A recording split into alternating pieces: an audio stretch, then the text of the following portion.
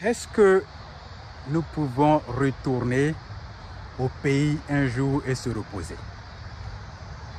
C'est la question que ce monsieur m'a posée aujourd'hui lorsque j'étais allé faire des achats dans son magasin. Pourquoi il me pose cette question? Lui, il est président de communauté, il est d'origine ghanéenne. Donc, nous, Africains, étant ici, quand tu veux manger de la nourriture venant d'Afrique, c'est dans ces stores-là, dans ces magasins africains où on vend de la nourriture africaine ou alors les produits africains que tu vas. Donc, moi, je vais tranquillement pour faire mes achats comme tous les jours. Et c'est la question qu'il me pose lorsque je rentre dans son store. Alors, la question, pourquoi il la pose, voici la raison. Étant président de communauté,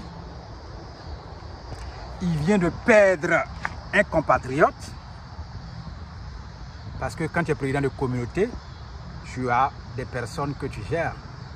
Donc, il vient de perdre un membre de sa communauté. Et qu'est-ce qui s'est passé? Ce membre est immigrant aux États-Unis. Et il travaille très dur, selon l'explication du monsieur. Il travaille très dur. Il travaille très dur. C'est un monsieur qui est avancé en âge. Il m'a dit que le monsieur est dans la soixantaine. Donc, tout le temps, lui, dans sa causerie, il dit qu'il va aller au pays pour se reposer. Puisqu'il est venu aux États-Unis il y a très longtemps.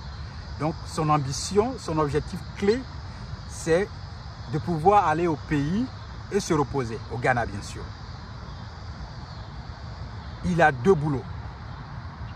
Il dit que le monsieur n'arrive même pas à dormir parce qu'il a 2 boulots et tout le temps il doit aller travailler pour son second boulot. Donc il n'a même pas du temps pour lui-même et se reposer. Quelqu'un qui est avancé en âge et qui a 2 boulots aux États-Unis. Pourquoi? Parce qu'il venait d'acheter une maison. Et il venait encore de faire venir sa famille au pays. Donc, la maison qu'il vient d'acheter, il faut payer le loyer ou alors il faut payer le loan, il faut payer le mortgage, pardon, chaque mois. Et c'est un lourd bagage. Donc, sa femme qui venait d'arriver ne comprend même pas bien l'anglais.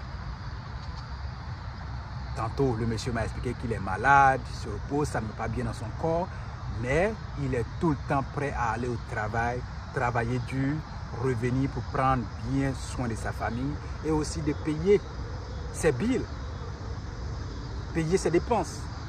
Parce que la maison fait partie de l'une des grosses dépenses d'ailleurs. Vous voyez? Donc, c'est ainsi que la vie continue. Le monsieur étant malade, il se rend à l'hôpital et il meurt. Désolé de vous raconter cette histoire, c'est une histoire douloureuse, mais c'est quand même la réalité des gens, la réalité que les gens vivent et il faut en parler. Et il meurt. Sa femme qui vient d'arriver ne comprend pas bien l'anglais, elle ne sait pas conduire. Et maintenant, le monsieur qui est président de communauté, chef de communauté, ils sont en train de préparer les funérailles du monsieur. Et c'est en ce moment-là que moi maintenant je vais pour faire des achats dans le magasin. Voilà pourquoi il me pose cette question à l'entrée. Est-ce que nous pouvons aller un jour au pays pour se reposer? Là, je lui ai répondu oui, nous pouvons. Et nous allons partir pour se reposer. Et c'est là qu'il m'explique maintenant ce qui s'est passé. Donc ce monsieur qui avait tellement envie d'aller au pays et se reposer, n'a pas pu et il est décédé. Sa famille venant d'arriver aux États-Unis. C'est une histoire douloureuse. Et tout le temps, la femme du monsieur appelle le président de communauté pour l'aider, puisqu'elle ne sait pas conduire, elle ne comprend pas l'anglais, pour l'aider dans les courses. Vous voyez? Ce qu'il faut en tirer dans cette leçon, c'est que c'est une situation que la plupart des immigrants vivent aux États-Unis. 2 boulots, 3 boulots. Ils n'ont même pas le temps de dormir. Parfois, quand vous avez 2 boulots, 3 boulots, mais vous n'avez que 1 heure, 2 heures à dormir.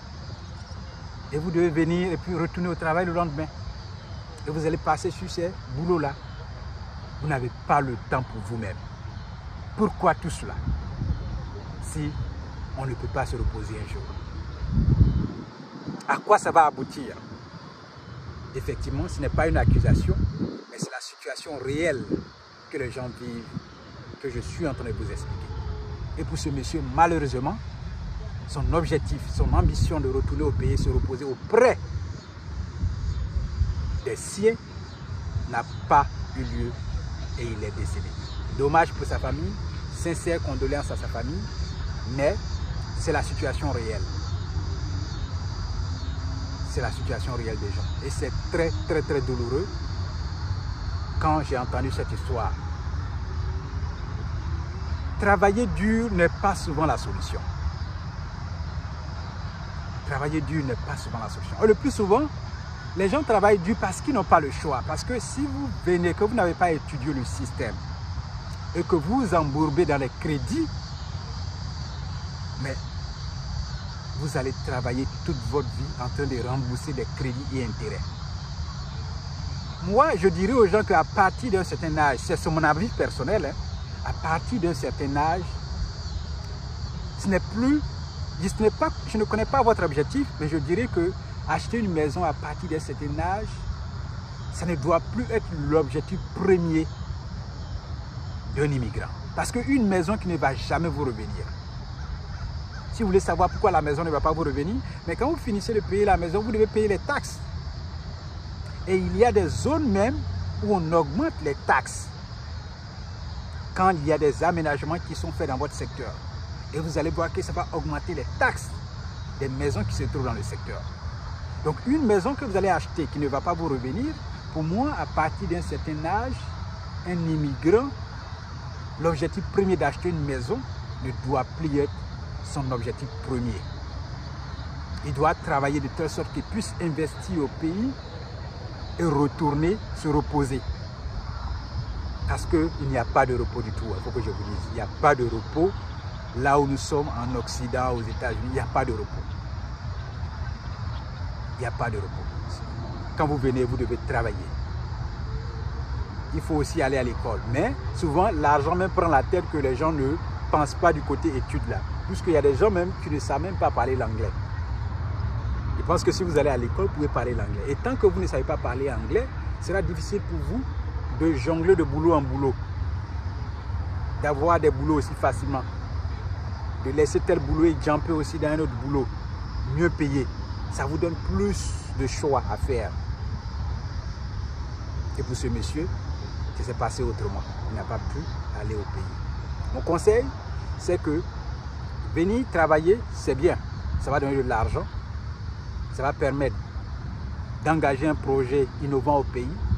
Et puis à long terme, se retourner auprès des personnes qui nous aiment et vivre notre vie d'Africains. Parce que souvent, l'intégration pose problème. Un milieu où tu n'as pas grandi, tu n'es pas né, tu n'as pas grandi là. Souvent, c'est pas à partir d'un certain âge, vous ne vous sentez plus dans le lieu. Non, ce n'est pas le cas de beaucoup de personnes. Hein. Voilà, je parle vraiment le cas de beaucoup de personnes. Il y a des gens, quand ils quittent leur pays, non, ils n'ont plus vraiment cette envie de retourner en Afrique. Et beaucoup comme ça. Quand ils viennent, d'abord, c'est la nationalité qu'ils suivent. Une fois que la nationalité a été obtenue, allez, basta. La vie s'arrête là pour eux. Plus besoin de retourner en Afrique. Allez, ils ont atteint tous leurs objectifs. Mais par contre, il y a un autre groupe là qui veut quand même faire quelque chose, se retourner au pays et se reposer. Et c'est le cas de ce monsieur qui se retrouve dans cette catégorie de personnes-là. Dommage qu'il soit décédé, mais travailler dur, je vous le dis, n'est pas souvent la meilleure option. Pensez surtout à investir au pays et c'est là-bas qu'on peut mieux se reposer parce qu'on est roi chez soi. Au revoir.